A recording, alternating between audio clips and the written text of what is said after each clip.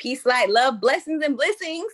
This is the Healing for the Healers Kwanzaa Summit that I am so very proud to present this collection of the 9 healers who are part of this collective ceremony. I'm calling it a ceremony because that's exactly what it is.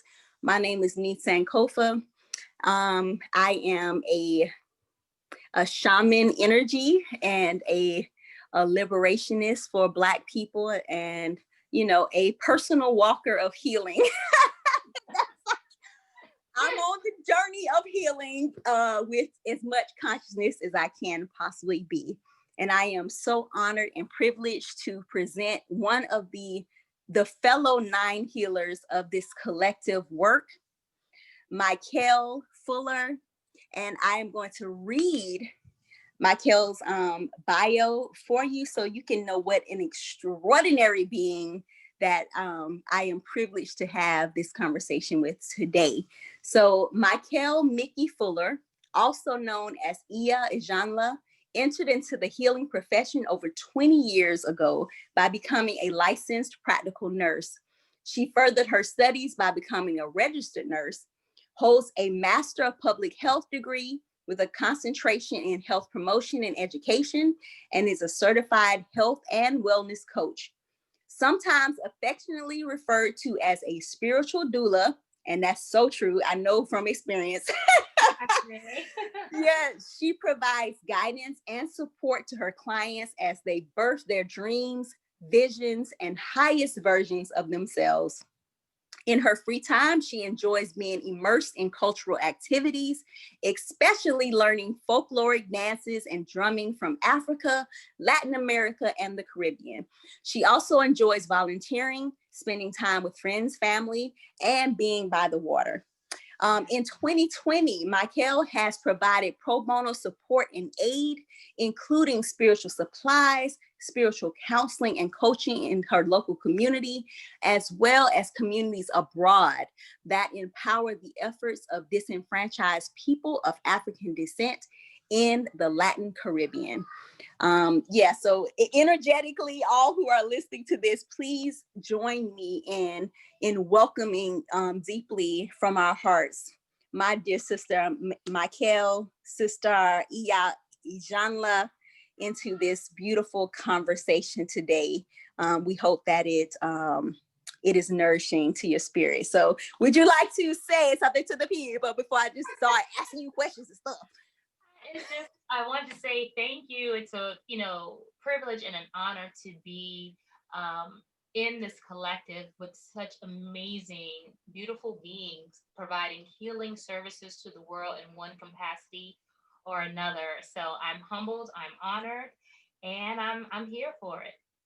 That's what's up. That is what's up. And just for people to know, like, we have been in relationship and in community as fellow spiritual practitioners, and also just as like sister friends. We have a really vibrant and loving relationship, and that's very meaningful to me, and I think it is necessary for the type of work that we do. To just have people who you actually like deeply love and honor and do the same for you.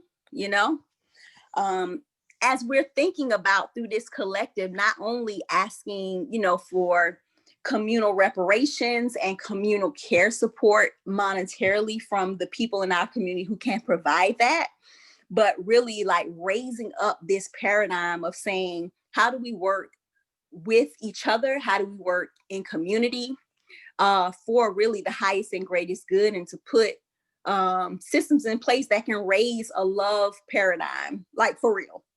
Absolutely. Absolutely. So the first question I want to ask you is, just like, how did you get into this work as a healer? We've heard about, it sounds like you were always a healer, in your nursing work and your wellness work. How did you get into the healing and just like take on that identity as a healer? you know, I believe some healers are born. Mm, And I could remember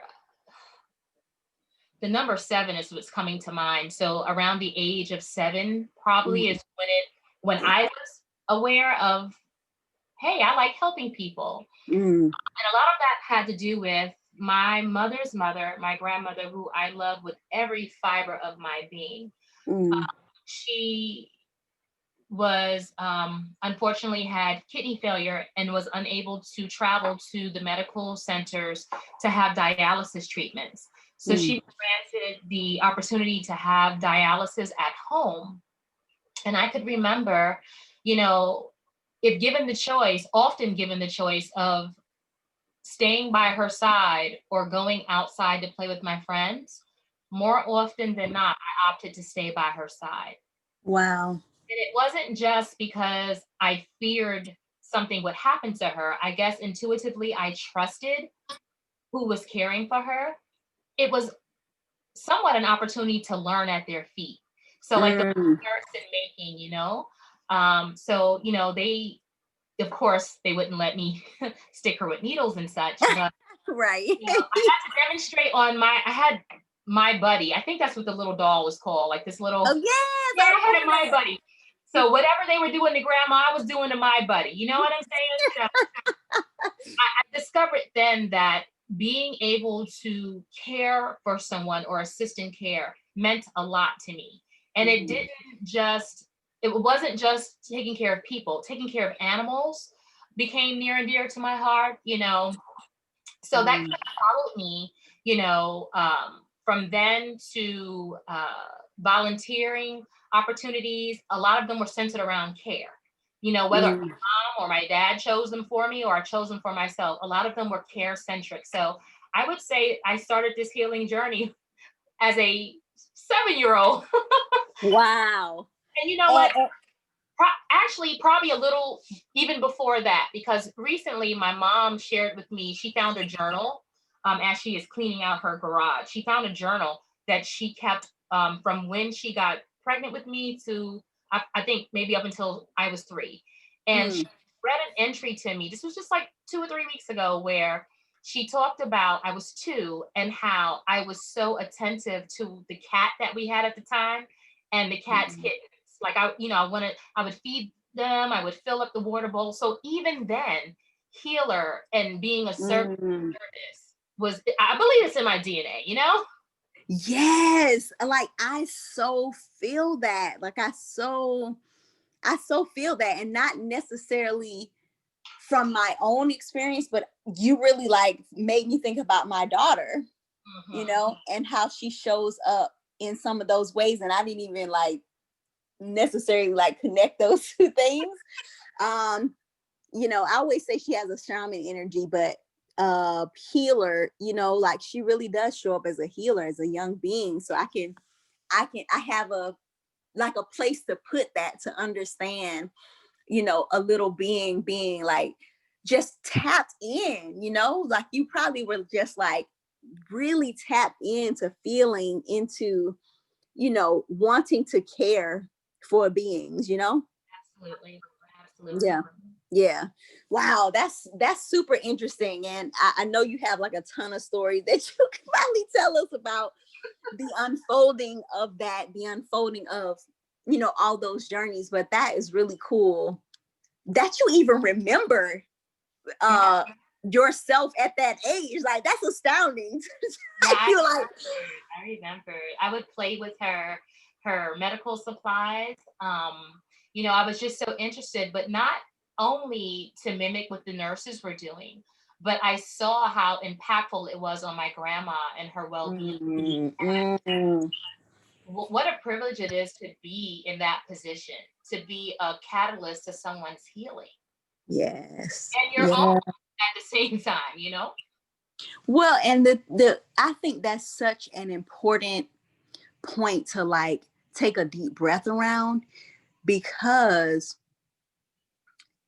just for me hearing that, I think that is what often separates people's understanding of healing, right? It's not necessarily the acts themselves, like, the acts themselves that are, walking through that. It is being able to see the vision of someone's wellness. Yes. Yes. And that is a hallmark of being a healer. You have to stand in not only the knowledge of the practices, whatever your orientation to your healing practice or healing magic is, but you have to stand in that vision of what is not present right in this moment, like from our physicality, what we see, but stand in that, even if it's transition. Absolutely. Say that again. Absolutely. Absolutely. Yeah. And that's a gift, and I think you're absolutely right. I think it is a gift that is given, and we're born with that capacity, and with it's a calling. It really is a calling. It's a calling upon your life, like many other callings that people in society recognize. But I think the calling of being a healer is one that we need to have like way more conversations about. And I think we are so brave, this collection of 9, Yes. because we are really letting people into our internal spaces, into some of these practices and principles, and how we define our work and do our work is not, we know it's not vastly understood Or accepted. And or it's accepted because of the lack of understanding, or yes what people believe we do versus what we do. I love to see those, I think we call them memes. I love to see that. Like what you think a spiritual bath is, what it really is. What you think of this versus what it really is. And I think, because we believe in what we do so powerfully, it behooves us to share with the world what it is exactly we do. It from our lens. yes yes yes woo that just that really hit a space within me personally. you know just really what you said around, like, it's a responsibility, even it's part of our healing working practice to share with people, you know to share, and I grew up with that understanding, that ideology. I grew up in a Christian church where it's like, share the good news. Like, if you got good news, Yes. share that out of the outpouring of joy and love that you have experienced. Yes. Yeah, it really like made a connection there for me.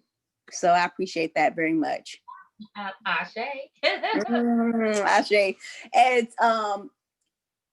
since we are engaging in this beautiful time, we collectively decided that, wow, what a beautiful time that we could offer some medicine during Kwanzaa. It's a collection of Black healers.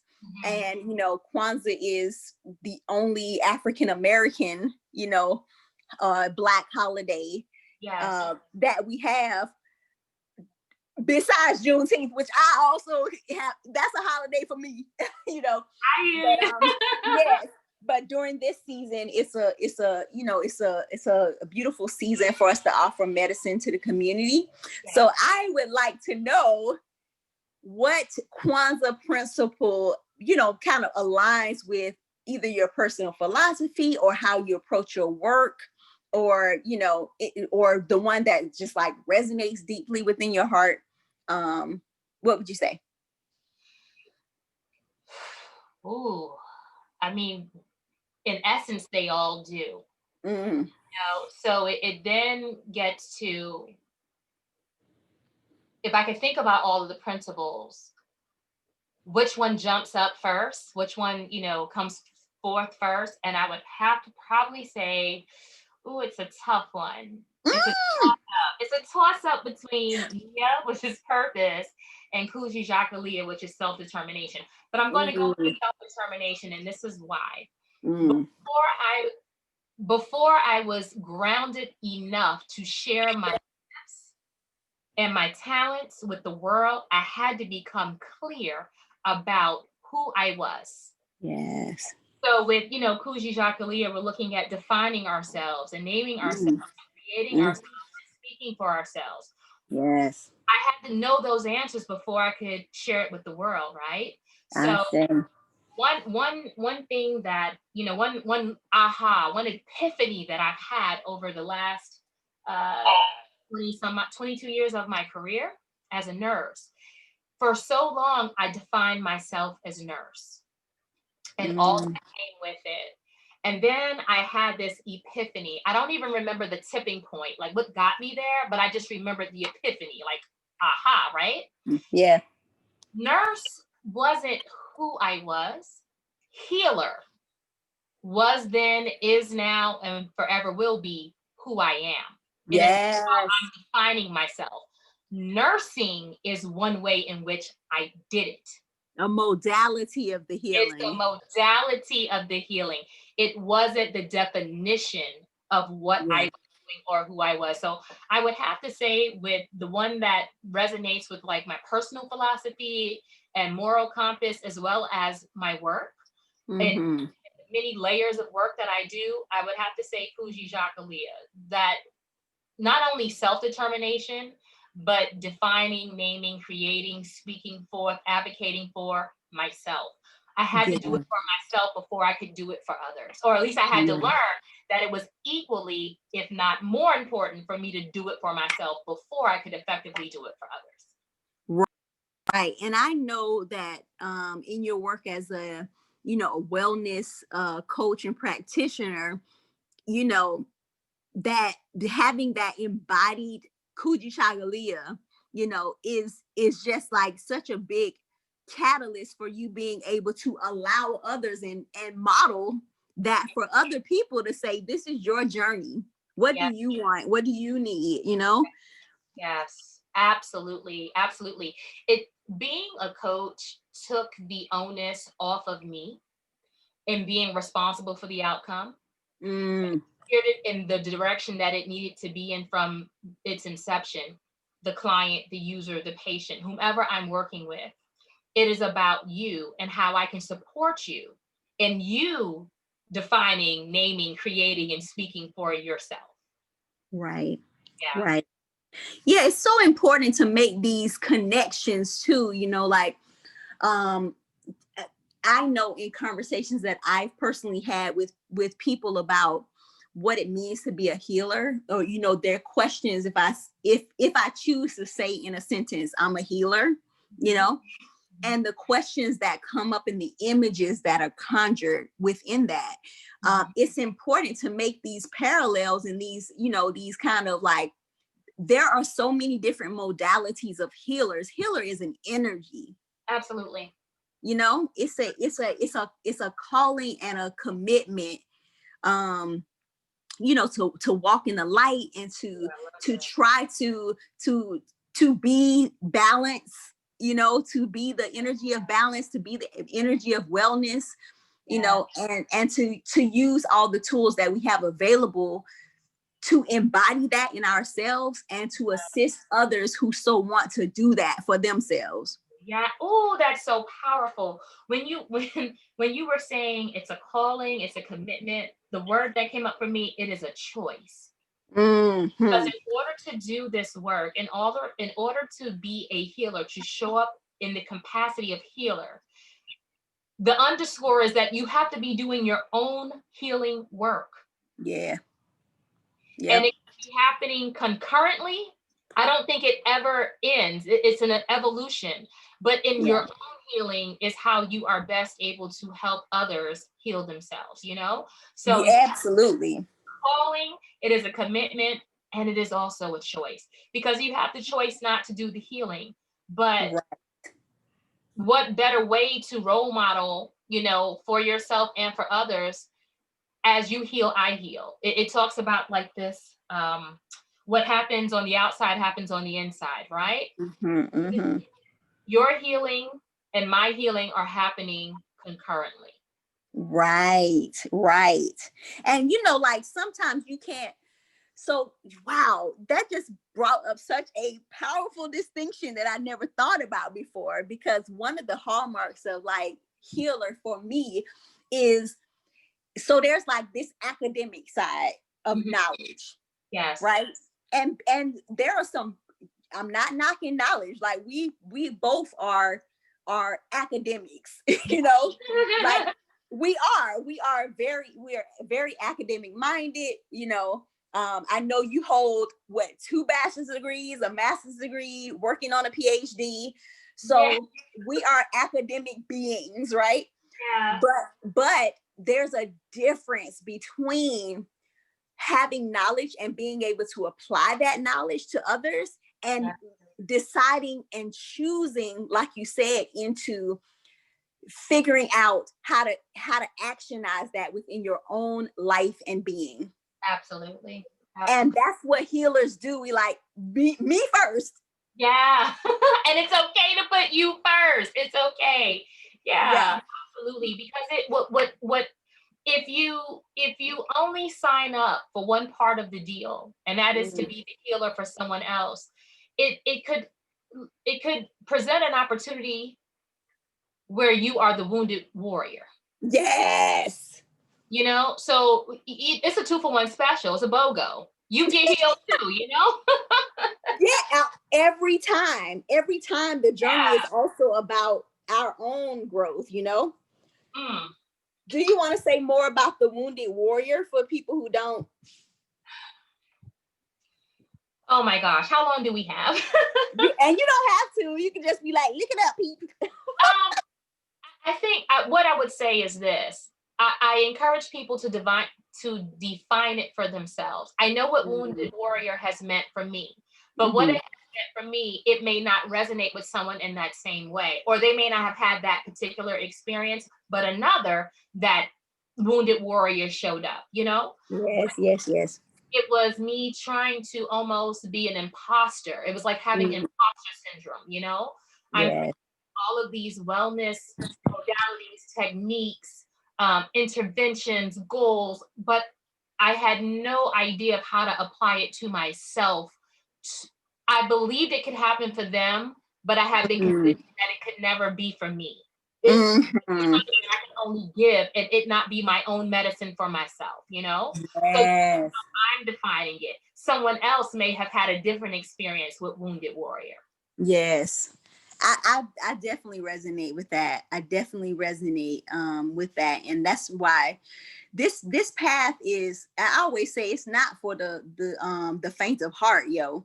This stuff is in the mud, in the trenches, bringing up family, dynamics, bringing up relationships, bringing up, our society and the different oppressions that exist. Like all of that is part of the soup, of what we walk in and what we take up, and not all of it we take up, right? We have to know what our zones are, for ourselves. And even that is a healing journey, right? Like, okay, this is my work and this ain't. That does not belong to me. Thank you. Hey, I'm just learning this. Like this year has shown me, like, okay, daughter, put that down. That's not yours, okay? That's too hot for you. Okay, that's cool. It segues into the next question I really want you to touch on, if you can. For me, this year has been like a fork in the road for me, like saying, oh, okay, I have learned this big lesson that's really going to take me on another trajectory of my healing work within myself, and the outward spiral of how that looks in community. So for you, what is that? Is there a memorable like fork in the road in your healing journey that you would like to share? Look, which one? Okay. Just pick the first one that pop up. Can we call 2020 a fork in the road? For real. Yes, we can. Yes, we can. And I know people are like, I say, It okay. was a fork, a knife, spoons, and the plate in the road. All of it. Yeah. But I would have to say, even before 2020, there was a very pivotal point in the trajectory of what I was doing and what I would be doing next. So I, of course, went to college, became a registered nurse. I then went on to pursue a master's, I was LPN first, then became a registered nurse. Along the way, acquired some certifications, and then ultimately went on to pursue my master's in public health with the concentration of, health and wellness, if you will, health promotion and education. So I just knew that was it. That's what I invested my coins in, and that's where I was going to be. I had signed up for this. This was my assignment, and this is what I'm going to do. And I remember it probably was around maybe 2016, 15-ish, somewhere in there, where I was kind of getting like this little inner tug. There would be a shift. But because this is what I signed up for, this is what I'm going to do. And each progressive year, the nudge got a little more insistent. And ultimately, it was kind of like looking at it now, like, oh, that was a well played out, script right there. Yeah. So I remember I was working I was a consultant for a doctor's office at this point. And we had lunch and learns. Basically, medical or pharmaceutical representatives would come in and educate us on X, Y, and Z, and they would provide your lunch. So most people attended for the free lunch because they were normally bomb lunches, like from nice places, Yeah, I hear you. And it was a break. But I remember this one, I think it was Johnson & Johnson, maybe. They did a presentation on motivational interviewing. And I just had so many ahas when that opportunity ended that I remember saying to myself, I want to learn more about that. Not only do I want to learn more about that, I want to be able to integrate that into my work. So I spoke it to the ethers then. I would say that might have been 2018, let's say. Okay. In mid 2018, I was working with a fellow coworker who was in school. She was pursuing, quite honestly, I don't even remember the degree she was pursuing, but she was considering studying the value of doing a particular goal, like setting up goals in a particular way. They're called SMART goals. I won't do a deep dive there. But again, it kind of piqued my interest. That kind of goes along the lines of this motivational interviewing. And I want to know more about that. I figured, by helping her, that would be how I would learn. Well, lo and freaking behold, Spirit did not make it, they couldn't have made it any more obvious. It was time for me to transition away from the bedside or from nursing full time. And it was met with resistance, I'm not going to lie. More so out of fear, because I did not see that. I knew eventually it would happen, but I thought it would be my retirement, not after years. So I'm like, what in the whole world am I going to do? This is what I signed up for. This was my assignment. And I kept saying, but nursing's my assignment. And Spirit had to say, but it's not your divine assignment. Okay. Bring it. Come on, bring it.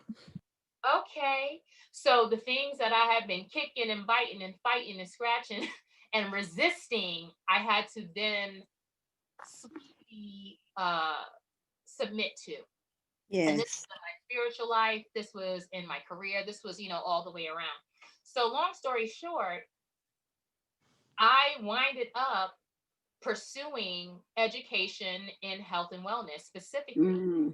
And that led to a certification as a health and wellness coach that has also led to wanting to further that education on the national level. And ultimately, that combined with nursing skills have, and I said I would never go back to school, but as it stands, I'm back in school again because now I want to be able to marry the two careers that I have. So Yeah. nursing and health and wellness as a field on its own, regardless of how I do it, coach or whatever. And Right. look more into counseling, so where I could do this on a one-on-one basis as well Yeah. as for the community. So I would say that fork in the road is when I had the shift in careers from full-time nursing to full-time coaching. And then Yeah. like the one layer, the inner layer was answering the call that I was getting spiritually to elevate in my spiritual walks or walk. Yes. Yeah. Yes. All of Yes. this was happening at the same time. So that was like two forks in the road, boom, boom, and here I am. Yeah, and the thing, thank you so much for sharing like that beautiful, like you actually helped us to walk the road with you and like what that looks like. And in that, I also felt like this is the story of the fork in the road. I mean, this is like over and over again, this is where you stand, Yeah. when spirit is urging you in a particular direction, doesn't always, you know, I think for a lot of us, like you were saying, this is not how it looked like for me. I knew it was coming, but this is not how I thought it was going to show up. Right. And for me, this is Black Panther medicine that healers really have to walk in, where you're walking in the dark and you're trusting, Yes. you Yes. know? Yes. And then you like, oh, okay. You're able to, with the tools and the experiences of the practice of the daily embodied practice, and all the journeys that we take to learn whatever modalities we work within. It's like being able to recognize, oh, this is why I went down this road, but I'm not meant to go all the way down it. Like Right. at this fork, this is where, you know, it's like if you had a GPS, but you can't read like the whole. See, for me, when I turn on my GPS, I go to the little thing that tells me the direction so I can read them. Because Let me. I don't like doing the turn here in 500 feet. Like right. And largely that's how I am in my personal life too. But I've learned to just like, this is part of the journey, Absolutely. you Absolutely. know? Absolutely. What you just said so reminds me of like my favorite quote. Um, Mm, please and share. the my godfather shared this with me many years ago. This was even before I had made the commitment to become an Abarisha and then Mm-hmm. really move into priesthood. This was Mm-hmm. just Ifa curious, if you will, or Mm-hmm. curious, or curious about the wisdom of nature, but not Right. committal. And Yeah. I remember we were having a discussion about something, and I remember he said, "It is times like this where you have to trust the process and not judge the outcome." Mm-hmm. The way it resonated then, it's like I've been able to apply that specific medicine to so many different events, occurrences Mm-hmm. that have happened, and how that trusting, like that walking in the dark, like without the GPS, um, Right. Right. is trusting that moving forward and whatever it is you're doing, that you are being spiritually led, whatever Yeah. that looks like for you, and that you are not being steered in a direction you're not to go in. Does not Yeah. mean that things will not happen along the way to teach you lessons, because Right. lessons become blessings too, right? Trials, Right. tribulations become testimonies too, Mm-hmm. Mm-hmm. but that trust the process and don't judge the outcome. It's along the lines, it runs parallel to live in the moment. Yes. I'm like, I'm looking at the, the GPS and I'm like, okay, I think I know where that street is. So I don't have to, listen to what it says until we get there. No, I have to listen the whole time. I missed the detour. Oh, my bad. I wasn't paying attention. You know what? You gave me like a visual picture when you were talking about, and that quote, it's got so many beautiful layers to it. it's got it's got depth and layers to that, Yes. because when you were saying about trusting the GPS, it's kind of like, you know if I have thought about the GPS of my life being a certain thing, a certain, the list, if I am to be a good blank, blank, blank, this is what my life needs to look like, blank, blank, blank. Yeah. Right. And then, kind of like derobing from that and trusting the internal GPS of life. But what you gave me a visual of is like, even with that even if you got that good GPS, right? Yeah. You can go down the street, but like you said, the detour, it might be a log in the road. The GPS ain't wrong, but there's other things that are needed to be done along that path. Absolutely. That might not be part of that first instruction or that first intuition, but then you might meet somebody there that ends up being a lifelong friend, similar to the way we met through a mutual friend. Yeah. And just like, hey, y'all look at this together, it's like, wow, it's turned into a years-long relationship. The GPS was telling us to just converge on this mutual event. Right. But what it has turned into, the detour of that has been this years-long, deeply rooted love, sistership, that's happened. Absolutely. And again, trusting the process, because, the way we met, it was a mutual friends event. And even at the end of that event, we were in contact, but it was like checking in every couple of months, every few, it wasn't like a deep, but the interaction or us meeting was needing to happen, and that seed planted. And then just trust that why I met this person, and you're not the only person that I've had this experience with. I have a god sister in my heart, and when we met, there was something going on, and she was wanting me to know about it. And I remember when I found out, I'm like, but we don't even know each other. Like, why does she want me to know? And that's what was planted then. And then, things, when it was time for us to come together, we did. And then the friendship, the sistership, she's my Ibeji. We went to Africa together twice, Yes. It had a chance to mature, but that inception had to first happen. And then trusting that the why and the how and the where, it would unfold, and it did.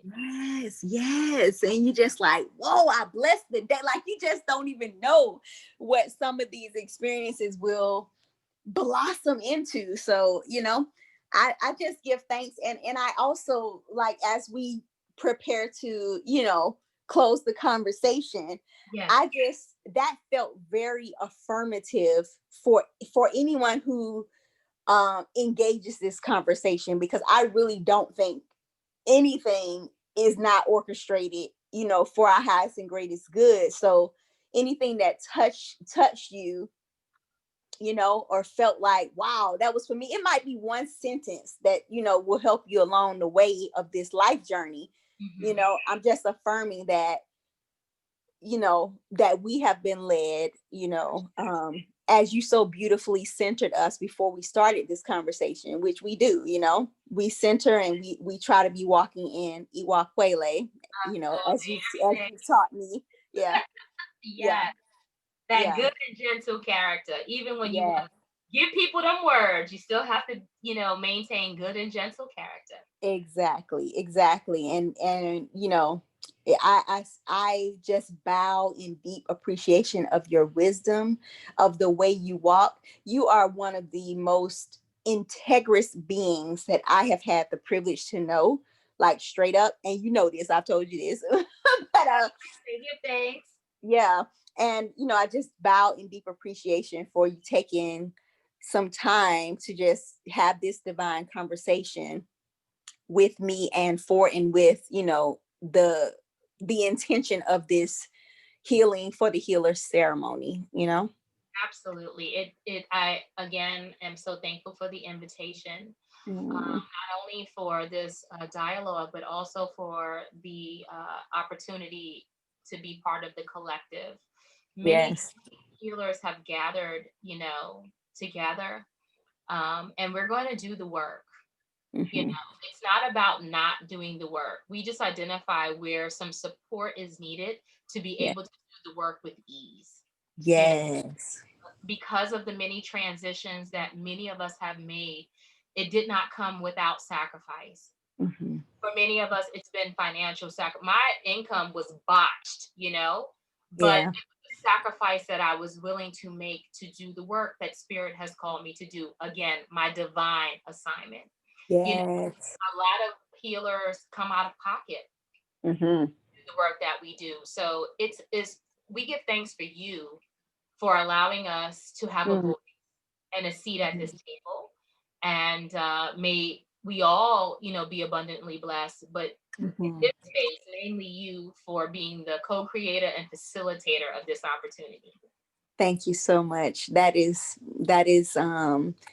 deeply appreciated and received, in my soul, again, answering the call like we do, answering, what spirit said was up for us in this season. And I appreciate that I am in community with such incredible beings to be able to gather us, for this offering, not only offering for ourselves, but this offering of community to provide this type of support to those of us who have continued and will continue, like you said, to do the work of community, do our calling, so Yes.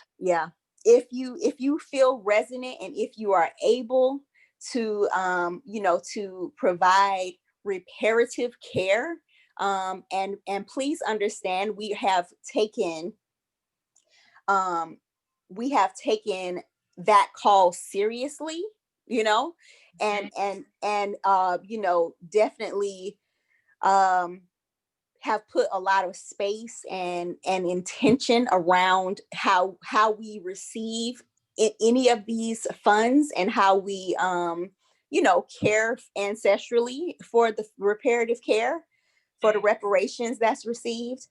And or if you are one who is among the descendants of Africans in America, and you want to provide communal care, recognizing that healers are holding some beautiful sacred space, we invite you to make a donation. Wherever this is posted, it will be in a link in the GoFundMe, but you can certainly look just on the general GoFundMe page, look up Healing for the Healers, and make a donation. Or if you don't have the means, which we so certainly understand, if you would consider sharing this with your community or people who might be in a position, or even dropping us a couple of sentences on the GoFundMe page and saying, I see you, you know what I'm saying, I see you. That's energy, that's abundance, and Yes. we greatly receive all of that energy, and we give it back to you, and affirm with you that it's pressed down, shaking together, running over, Oh, come through now. Yes. yes, 10, 100,000 fold. Let's do it, Yes. because there's no lack or limitation, there's no lack, and Yes. so we give thanks for that knowing, and for that communal affirmation that it is absolutely so, Absolutely. Ashe, I couldn't have said that any better. So that's how you Mm. Ashe. Ashe, Ashe, Ashe. So yes, we are looking forward to these conversations and the continuing conversations for this whole Kwanzaa Summit. And if you want to know more about Mikel, you can go to the Healing for the Healers website. That's also on the GoFundMe page, and learn more, and engage social media and different things, and find out more about the beautiful work that she does in the world. So thank you again, my beloved sister.